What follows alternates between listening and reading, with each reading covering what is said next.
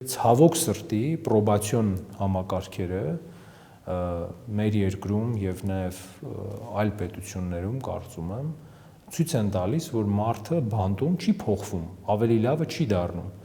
Ինչու՞, որովհետեւ չի կարելի մարդուն ավելի լավը դարձնել, եթե դու նրան արժեք չես տալիս։ Հակառակը մենք շատ հաճախ ականատես ենք լինում դեպքերի, երբ որ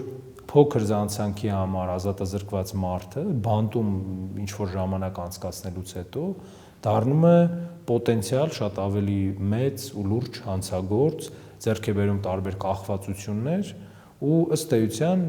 պետությունը քաղաքացուն վերադաստիարակելու փոխարեն դարձնում է նրան ավելի վատը։ Իսկ եւ այստեղ է, որ եկեղեցու